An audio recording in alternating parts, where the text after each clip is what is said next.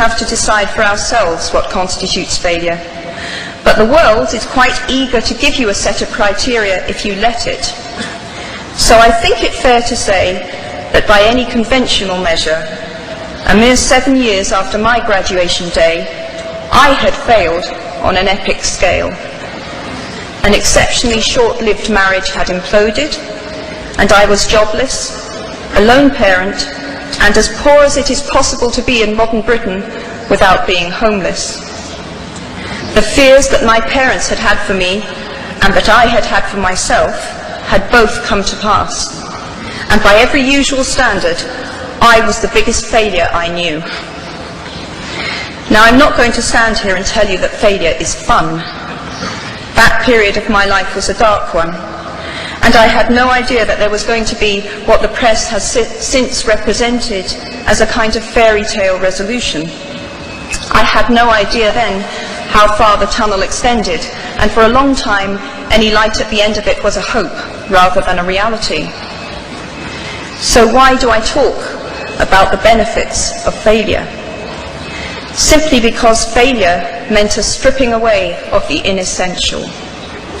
I stopped pretending to myself that I was anything other than what I was, and began to direct all my energy into finishing the only work that mattered to me.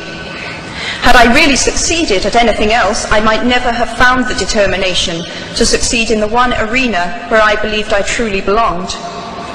I was set free, because my greatest fear had been realized, and I was still alive, and I still had a daughter whom I adored, and I had an old typewriter and a big idea.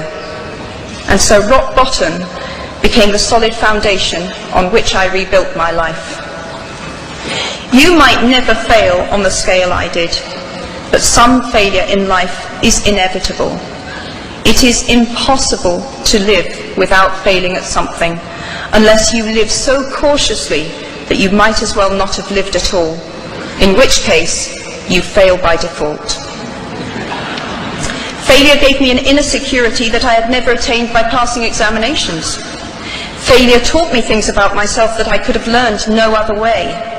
I discovered that I had a strong will, and more discipline than I had suspected. I also found out that I had friends whose value was truly above the price of rubies. The knowledge that you have emerged wiser and stronger from setbacks means that you are, ever after, secure in your ability to survive. You will never truly know yourself or the strength of your relationships until both have been tested by adversity. Such knowledge is a true gift for all that it is painfully won, and it has been worth more than any qualification I ever earned. So given a time turner, I would tell my 21-year-old self that personal happiness lies in knowing that life is not a checklist of acquisition or achievement. Your qualifications, your CV, are not your life, though you will meet many people of my age and older who confuse the two. Life is difficult and complicated and beyond anyone's total control, and the humility to know that will enable you to survive its vicissitudes.